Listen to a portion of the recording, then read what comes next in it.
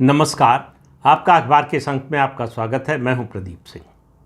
आपने देश के रक्षा मंत्री राजनाथ सिंह का एक बयान सुना होगा। उन्होंने कहा पीओके एक दिन चलकर हमारे पास आएगा, वो हमारा भाई है, वो कहेगा कि हम आ गए हैं, हमें अपना लो। और इसके लिए उन्होंने उदाहरण दिया महाराणा प्रताप के छोटे भाई का, जो महाराणा प्रताप से नाराज़ होकर उनको छोड़कर चले गए थे। उनके बारे में महाराणा प्रताप ने कहा था, आखिर कहाँ जाएगा, है तो भाई ही। अब इन दोनों बातों को देखिए और इनका मतलब समझने की कोशिश कीजिए। मुझे जो बात समझ में आती है उसके कई कोण हैं। एक, ये बयान देना एक तरह से पाकिस्तान के खिलाफ साइकोलॉजिकल वार है। ये पाकिस्तान के विखंडन की प्रक्रिया को तेज करने का प्रयास है। ये पाकिस्तान को संदेश है कि पीओके तुम्हारे हाथ से निकल रहा है। पीओके के लोग भारत में मिलना चाहते हैं, भारत के साथ आना चाहते हैं। यानी पीओके के लोग कश्मीर का वो हिस्सा जिसको तुमने जबरन धोखे से कब्जा कर लिया, वो भी तुमसे छूटना चाहता है। और तुम कहाँ पूरे कश्मीर को हासिल करने की बात कर रहे हो। तुम्हारा सेनाध्यक्ष जो है वो कश्मीर को पाकिस्तान की शारक बता रहा है। ये शारक का जो हिस्सा तुम्हारे पास है वो भी नहीं संभल रहा है। इस माहौल के कारण पाकिस्तान में पाकिस्तान के विभाजन की प्रक्रिया तेज हो सकती है। बलोच पहले से ही विद्रोह कर रहे हैं। खैबर पख्तूनख्वा के लोग अलग जो है मोर्चा खोले हुए हैं। सिंध में भी सुगबुगाहट है। तो अगर शुरुआत होती है पीओके से, तो ये मानकर चलना चाहिए कि फिर पाकिस्तान के विखंडन को कोई रोक नहीं सकता। लेकिन ये सब बातें इतनी आसान नहीं होती जितना कहने में लग रहा है आसान। वास्तविकता में ये होना संभव है भी कि नहीं, ये भी आज की तारीख में भविष्यवाणी करना या इसके बारे में कोई निष्कर्ष निकालना मुश्किल है कि ऐसा होगा तो ऐसा ही होगा। पहली बात पीओके की ही करते हैं। पीओके में ये सही है कि एक आंदोलन चल रहा है जो पाकिस्तान के खिलाफ, पाकिस्तान की सेना के खिलाफ है, और वो बार बार कह रहे हैं कि वो भारत के साथ रहना चाहते हैं। पहला सवाल, फैक्ट चेक, ऐसे लोगों की संख्या कितनी है? पीओके और गिलगिट बाल्टिस्तान को मिलाकर लगभग 50 लाख की आबादी है। उसमें से अब ये जो प्रदर्शन करते हुए, भारत का झंडा लहराते हुए दिखते हैं, इनकी संख्या 5,000, 10,000, 15,000 से ज़्यादा है क्या? सचमुच इसमें से कितने लोग ये चाहते हैं? पहली बात यह है कि ज़रा हमें इतिहास पर भी गौर करना चाहिए। राजनाथ सिंह के इस बयान का अगर ये अर्थ है कि ये एक साइकोलॉजिकल वॉर है और पाकिस्तान के विखंडन की प्रक्रिया को तेज करना है, तो वो अलग बात है। लेकिन उन्होंने जो महाराणा प्रताप का उदाहरण दिया, उससे एक बात समझ में, उसकी कोई ज़रूरत नहीं थी, कोई संदर्भ नहीं था। महाराणा प्रताप के छोटे भाई का दर्जा या उसकी हैसियत पीओके की नहीं है। भारत और पीओके की बात करें तो 1947-48 में जब कबाइलियों के भेष में पाकिस्तान की सेना आई, तब पीओके के लोगों ने भारत का साथ नहीं दिया। जब भारत की फौज पहुंच गई तब भी साथ नहीं दिया। पिछले 77 साल से उन्होंने भारत का साथ नहीं दिया। आज क्यों दे रहे हैं? पाकिस्तान की सेना उनके ऊपर अत्याचार कर रही है। पाकिस्तान की सेना वहाँ की डेमोग्राफी बदल रही है। पीओके और ख़ास तौर से गिलगिट बाल्टिस्तान जो है वो शिया बहुल इलाका है। उसको पाकिस्तान ने पिछले 77 साल में सुन्नी बहुल इलाका बनाने का लगभग सफल प्रयास किया है। वहाँ पंजाबी मुसलमानों को बसाने की कोशिश हुई है। वहाँ का कोई डेवलपमेंट नहीं किया है। उस इलाके के लोग पानी, राशन, इन सब के लिए मोहताज है। तो सवाल ये है कि ये भारत का प्रेम है या पाकिस्तान और पाकिस्तान की फ़ौज का अत्याचार है जो ये आंदोलन करवा रहा है? भारत से प्रेम होता तो पहले भी दिखता, आज अचानक क्यों दिखने लगा? जैसे जैसे समस्या बढ़ रही है वैसे वैसे भारत प्रेम दिख रहा है। तो ये मामला इतना आसान नहीं है। दूसरी बात, पीओके में जो लोग हैं उनको पिछले 77 सालों में पाकिस्तान ने रेडिकलाइज कर दिया है, ज़्यादातर लोगों को। मैं नहीं कह रहा हूँ 100% लोग हो गए हैं ऐसा, लेकिन एक बड़ा हिस्सा है। ख़ास तौर से मीरपुर के बारे में कहते हैं कि पूरी तरह से रेडिकलाइज्ड है। याद कीजिए 1971 में बांग्लादेश बनवाया हमारी फ़ौजों ने बलिदान देकर, अपना खून देकर, और मिला क्या बदले में हमें? आज भी बांग्लादेश में जो 47 में शुरू हुआ था विभाजन के बाद हिंदुओं के नरसंहार का सिलसिला, वो आज भी रुका नहीं है। अलग अलग सरकारों के समय उसकी गति में ज़रूर अंतर आता रहा है। जब शेख मुजीबुर रहमान पहली बार राष्ट्रपति बने, उसके बाद उनकी बेटी शेख हसीना जब प्रधानमंत्री बनी, तो इसकी प्रक्रिया धीमी हो गई, बंद नहीं हुई थी। और जब ये सत्ता से हटे तो वो प्रक्रिया बहुत तेज वापस आ गई। यानी बांग्लादेश के आम लोगों के मन में है भारत से दुश्मनी। जो पाकिस्तान का डीएनए है वही बांग्लादेश का डीएनए है, दोनों में कोई अंतर नहीं करना चाहिए। और जो लोग ये मानना चाहते हैं कि पीओके का डीएनए जो है वो बांग्लादेश और पाकिस्तान से अलग है, वो बहुत बड़ी भूल कर रहे हैं। तो रक्षा मंत्री राजनाथ सिंह का बयान दो बातों को रेखांकित करता है। एक कि हमारे देश के बड़े नेताओं में भी, अब वो स्ट्रेटजी का पार्ट हो तो अलग बात है, लेकिन बात को जो है उनकी फेस वैल्यू पर ही लेना चाहिए कि इतिहास बोध और शत्रुबोध नहीं है, वरना पीओके के बारे में इस तरह की बात न बोलते हैं। और कम से कम महाराणा प्रताप को तो न लाते।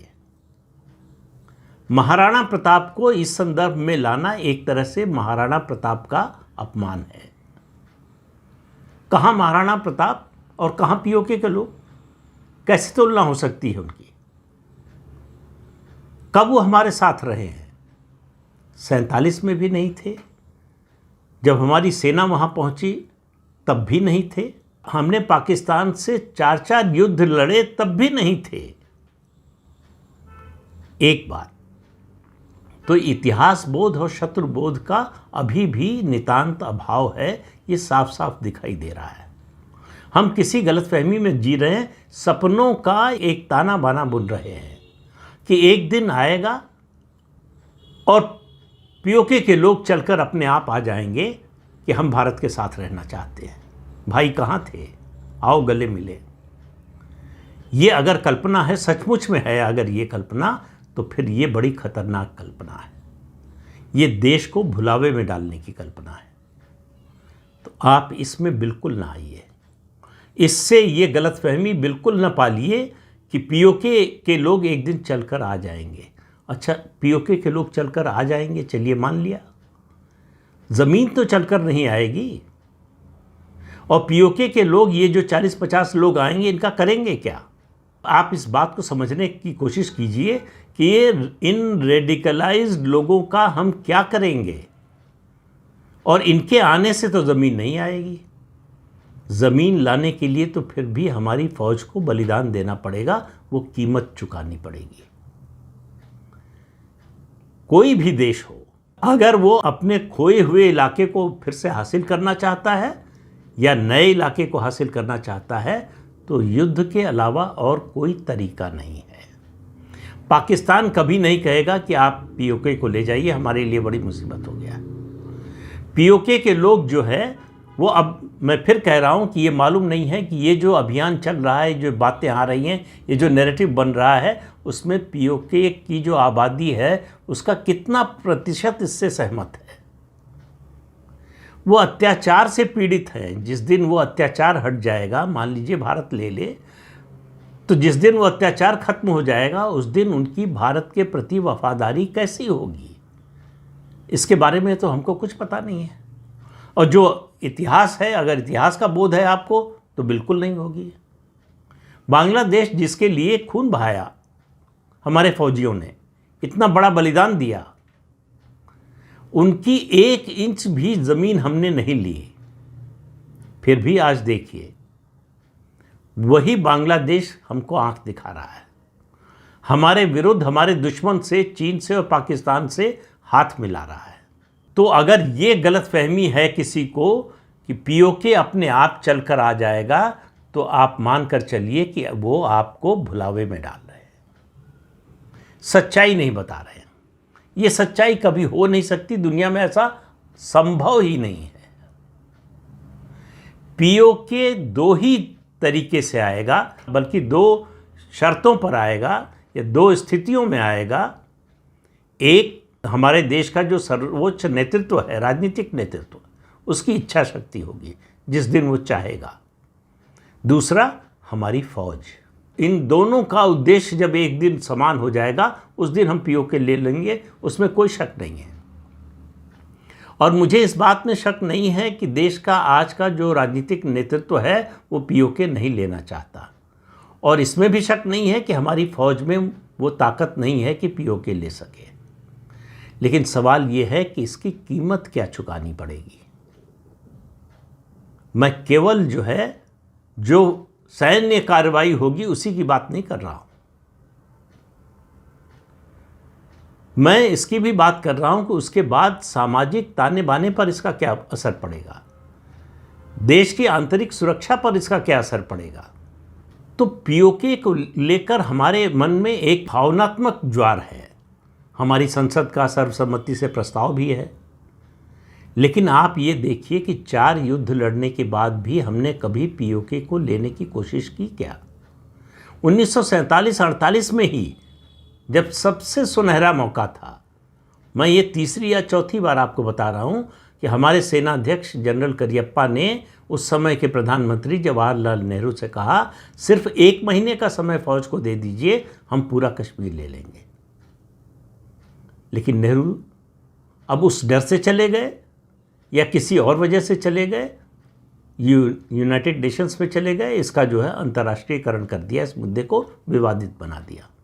ये भी कहते हैं, कई किताबें लिखी गई हैं कि शेख अब्दुल्ला नहीं चाहते थे कि पीओके कश्मीर में आए। उनका मानना था कि ये लोग कश्मीरी बोलते नहीं हैं, इनका जो कल्चर है वो कश्मीरी नहीं है, ये हमसे अलग लोग हैं, तो ये हमारे साथ भविष्य में होंगे कि नहीं। वो अपने शासन को, अपने चुनाव को देख रहे थे कि ये हमारे साथ होंगे कि नहीं पता नहीं, तो ये अलग ही रहें तो अच्छा है। क्या उन्होंने ये बात जवाहरलाल नेहरू को बताई थी या नहीं बताई थी, इसके बारे में कोई जानकारी नहीं, लेकिन वो ये चाहते थे। ये बात कई लोग लिख चुके हैं। दूसरी ये भी तथ्यात्मक बात है कि जनरल करियप्पा ने ये कहा था उस समय के प्रधानमंत्री से, और उसके बाद भी प्रधानमंत्री जवाहरलाल नेहरू किसी की सलाह माने बिना, कहते हैं कि माउंटबेटन की सलाह पर वो यूनाइटेड नेशंस में चले गए। और उसके बाद क्या हुआ ये बताने की ज़रूरत नहीं है। वो दिन और आज का दिन पीओके हमारे लिए समस्या बना हुआ है, हमारे देश की प्रगति के लिए, हमारे देश की आंतरिक सुरक्षा के लिए समस्या बना हुआ है। पीओके को खोकर हमने क्या खोया है, इसका अंदाज़ा भी लगाना आज मुश्किल है। ये जो इलाका है पीओके का, जब हम सोने की चिड़िया कहलाते थे, तब हमारा लगभग सारा अंतर्राष्ट्रीय व्यापार इसी रास्ते से होता था। सिल्क रूट कहा जाता था इसको। इससे आप अंदाज़ा लगाइए कि इसका स्ट्रेटेजिक महत्व क्या था। अगर पीओके हमारे पास होता तो हमको यूरेशिया, यूरोप, अफ़गानिस्तान, इन देशों में जाने के लिए हवाई मार्ग का या किसी और मार्ग का इस्तेमाल नहीं करना पड़ता, हम सड़क के रास्ते जा सकते थे। कांधार के समय हमारी फ़ौज सड़क के रास्ते अफ़गानिस्तान पहुंच सकती थी, वायु मार्ग से भी पहुंच सकती थी। हमको पाकिस्तान की वायु सीमा में घुसने की, उसकी परमिशन लेने की ज़रूरत भी नहीं पड़ती, जो उसने दी भी नहीं और कभी देगा भी नहीं। पीओके में अब आप समझिए कि दुनिया में कुल 14 हैं 8 माउंटेनर्स उनको कहा जाता है। मतलब ये ग्लेशियर हैं, वो पर्वत श्रृंखला जिसकी समुद्र तल से ऊंचाई कम से कम 8000 मीटर से ज़्यादा हो। पूरी दुनिया में कुल 14 हैं, उनमें से 3 पीओके में हैं। तो पीओके का महत्व हमारे लिए केवल ज़मीन के स्तर पर नहीं था, स्ट्रेटेजिक महत्व था, जिसको हमने 47-48 में जाने दिया, खो दिया या दे दिया। तो पीओके लेना तो ज़रूरी है, लेकिन उसको लेने से पहले ये भी सोचना होगा। और दूसरी बात ये भी याद रखिए कि अब परिस्थितियां बदल चुकी हैं और नेहरू जी के रहते ही 1963 में, 1962 में चीन से लड़ाई हुई, 47-48 में पाकिस्तान ने 38-40% जम्मू कश्मीर चुरा लिया हमसे, धोखे से ले लिया। उसके बाद 1963 में 5 से 8 हज़ार स्क्वायर किलोमीटर का एरिया इस पीओके का चीन को दे दिया पाकिस्तान ने। भारत ने इसको रोकने की कोई कोशिश नहीं की। अब ये हिस्सा चीन के पास है। उसके अलावा चीन का जो सबसे महत्वाकांक्षी प्रोजेक्ट है बेल्ट एंड रोड इनिशिएटिव, उसका एक बड़ा हिस्सा पीओके से होकर गुजरता है। वहाँ पर चीनी फौजें हैं। तो ये सब मामला इतना आसान नहीं है जितना बताया जा रहा है कि एक दिन लोग चलेंगे और आ जाएंगे और हम गले लगा लेंगे, बिछड़े हुए भाई मिल जाएंगे। तो इस तरह का सपना नहीं दिखाना चाहिए। लोगों को सच्चाई बतानी चाहिए कि पीओके हम ले सकते हैं, ये हमारी क्षमता है। पीओके हम ले सकते हैं, ये हमारी राजनीतिक इच्छा शक्ति है।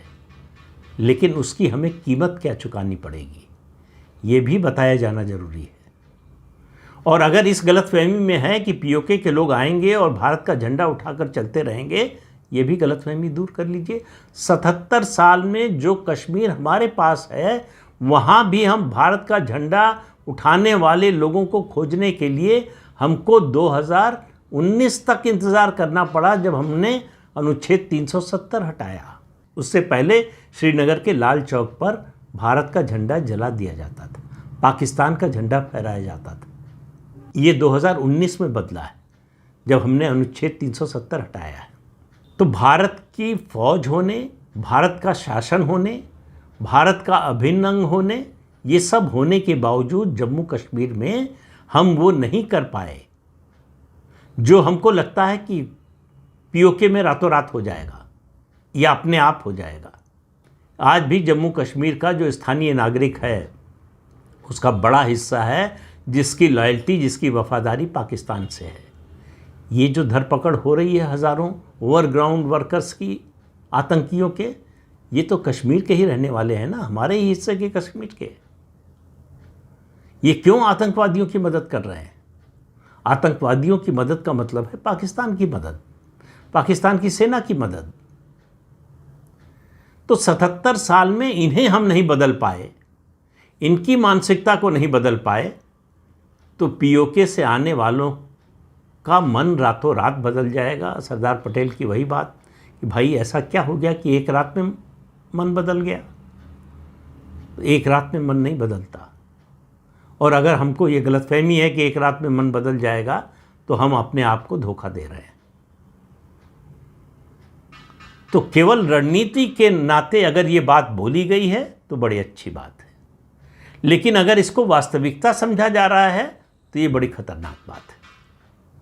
तो इस अंक में इतना ही। अगले अंक में फिर मिलेंगे किसी नए मुद्दे के साथ। तब तक के लिए अनुमति दीजिए। आपसे अनुरोध है कि ये चैनल देखिए, शेयर कीजिए, लाइक कीजिए और सब्सक्राइब ज़रूर कीजिए। नमस्कार।